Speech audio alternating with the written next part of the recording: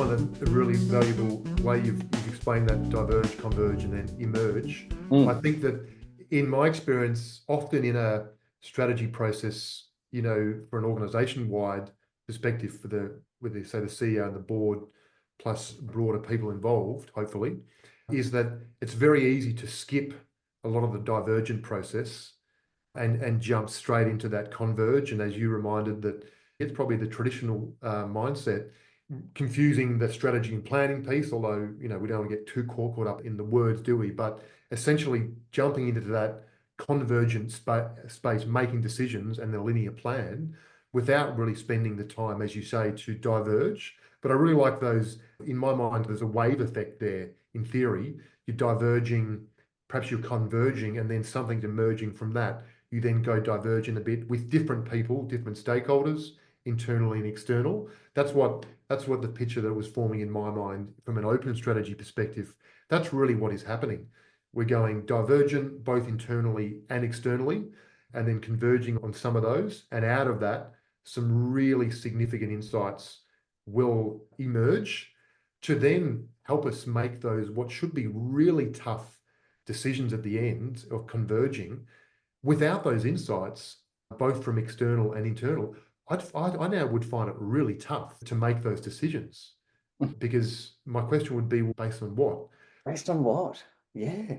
Yeah. So I think so, and I know that a lot of the work you do, or both, and us and myself, is both that qualitative and quantitative. I'm not saying, well, data is hugely valuable, of course, but to me, the quantitative insight part is especially important, because although data is hugely important as inputs, it's those qualitative insights that we see that can make all the difference. It's that kind of nuanced perspective that can be very easily glossed over. Like you said, it could be the hallway conversation after a meeting or with an external client partner that could potentially make all the difference. And I find that really interesting. Yeah. I'm glad you mentioned that too, like that whole qual and quant thing. Because, like the responsible thing to do, Andrew, is, we need that quantitative analysis. Yes. And I fully agree. Yeah. But what I find is, and being a facilitator, I like to sort of frame my nudges as questions. That is to say, well, okay, so you have a whole bunch of data, have a whole lot of quantitative information. What would you like to find out of it? If you were to ask it a question, what's the question? Now, I guarantee you that question they come up with is formed from a qualitative insight. And if we up level a bit, if we think about, there's different types of strategy, like there's the keep the lights on strategy, like steady goes. There's growth strategy. There's certainly a mergers and acquisition strategy. There's grandfathering strategy. So it's nice to know, like, what is the major move at play here? But certainly in growth strategy, innovation and maintenance strategy, I sometimes think about it as a fruit orchard. Like we need to make decisions. To make decisions, we need to be informed, based on the information that we have, quantitative and qualitative. And for me, it's like going into an orchard, and it's going to take too long to try to kind of find what's the best fruit from each tree.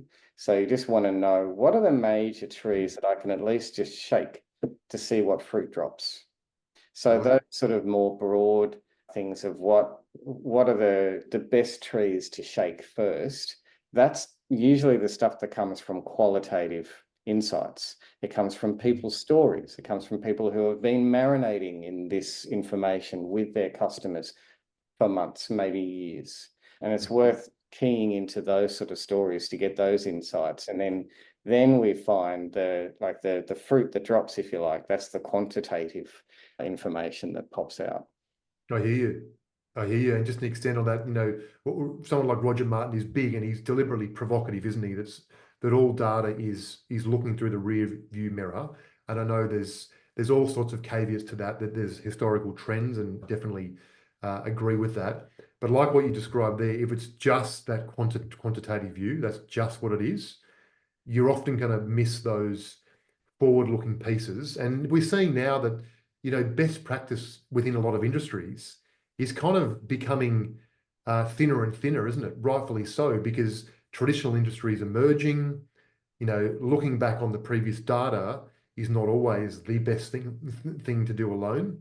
Yeah, well I think said. that emergent piece, like you were describing, even the convergent, divergent, convergent, and emergent, to me, the qualitative bit, as you've described there, is so important, especially when, there's so many dynamics that change is going to happen. And often that raw data, we won't see those forward-looking insights from just looking at that. So I think that's quite important. Yeah, so true. In terms of buy-in, would it be relevant just to maybe share to try to avoid that kind of mindset of, hey, we have to get this done so that we can go and sell this to get buy-in? As a practitioner, we're doing some more work together. Is there a couple of things that you could perhaps share that could help people lift it so they make the most from the actual process as well as the product ongoing? Yeah. Ooh, on the spot here. I mean, if anyone's read any of Cialdini's books, about influence, one of the big things that sticks out is knowing what is going to be most resonant and relevant to the audience. And all the books on persuasion, like they're still framed in terms of, I have a thing that I want you to agree with and come on board with, and off we go. And I know in the open strategy mindset, and I think in a more modern mindset, what we really have to think is that more modern sales mentality of saying, well, it's much better to attract people to your solution because it's clear that that's going to be the best for them.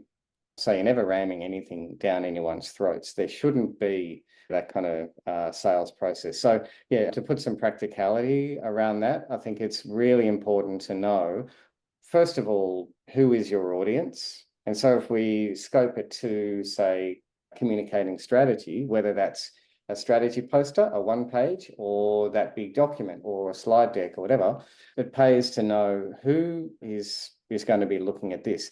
Because communicating to the board, of course, is going to be fundamentally different to communicating to middle managers in the support teams.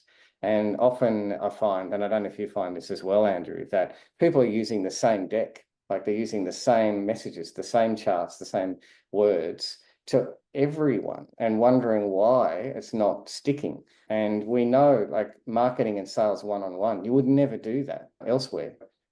So there's that. Certainly know your audience and what is most relevant and resonant to them. And often it comes down to what is keeping them up at night? What are they worried about? What is their goal? And what are they currently trying to do to get to that goal? And what's in their way? Because I guarantee you, any piece of strategy communication you put in front of them, it has to go through that filter to say, is this going to help me or hinder me get to my goals? And yes, there's going to be lots of corporate rhetoric around, yeah, we're all going after the same goals and we're all adhering to the same values. And that might be true. But in that day-to-day, in that nitty-gritty of work, you've got some middle manager, they've just come out of a one-on-one where they've got a super disappointed report who thought that they were going to get a promotion or a pay rise or whatever. They've been hammered on every side.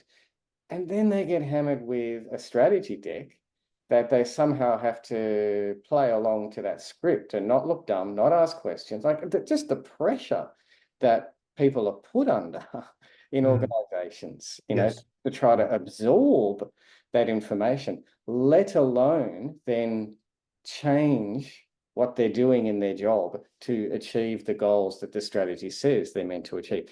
So instead, if it's framed in terms of, hey, we spoke a few months ago. We listened to how you and your team are going. You've been performing really well in these things, but you've got these particular issues going on in internal processes or this particular market.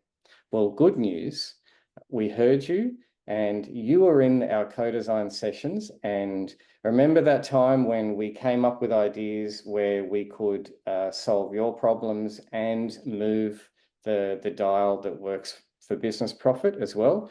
That's the idea we've gone with. This is how it's going to work. And this is how it's going to involve you. Brilliant. so I think that, suddenly you're reaching back into the stories that they've already told. And that's the part I like about processing involving. In some ways, what you're saying to them, they already know, and there's no surprises. yeah, yeah. A lot of the CEOs and boards we work with, typically it's been taught that, and it's slowly or hopefully more quickly changing, that you as a leader, CEO, etc., people are looking at you to have all the answers, and that's kind of the default, has been the default mindset, hasn't it? And I see a lot of CEOs who feel the pressure, thinking that their teams, all internally, as well as their customers, their partners, their external people they work with, are all looking at them saying, what is the answer here? When in reality, when you look at it, those people simply want to be involved. It can be a very deliberate, doesn't have to be wishy-washy and going on for too long at all, but they want to be involved in, okay, what are we trying to solve here? Could be collectively, potentially, both internally and externally. Yeah. In my own experience, I would probably be by default have been taught that you've got to have the answer. You've got to be, deliberate in terms of here it is. Come follow me as a leader. Whereas it's changing. We see it in politics. We see it in society. Those real leaders that actually go and have those deliberate and genuine conversations with those different people you're talking about, and listen to those real stories, like you mentioned there, Yes. then the whole feeling and the whole energy and the whole outcome behind what the organization then lands on, if you feel like you have to go and sell something at the end, to me, that's a real red flag that you haven't invested enough in the actual process. The other thing I'd say is to try to shift the mindset from, hey, I need to have this strategy so I can move forward.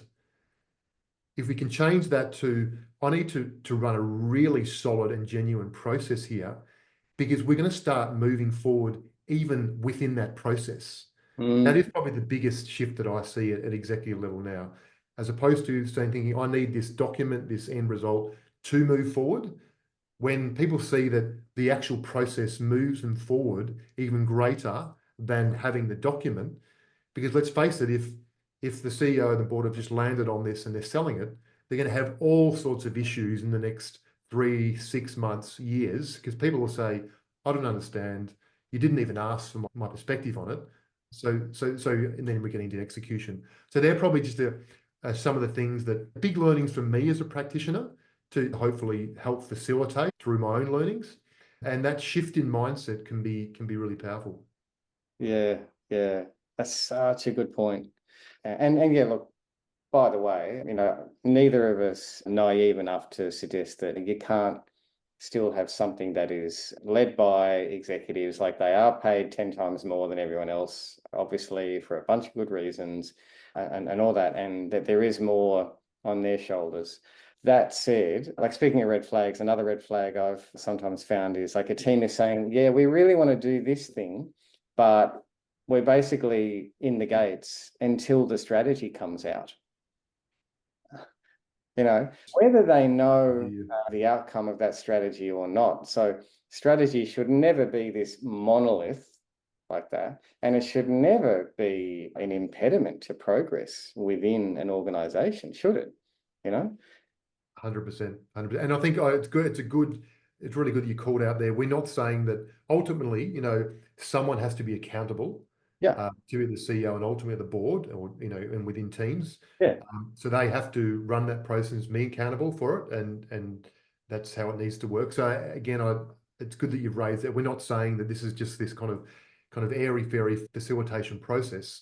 Those people are all still directly involved, and there's still genuine accountability there, but it's just the way it's happened, and then the outcome from it is different.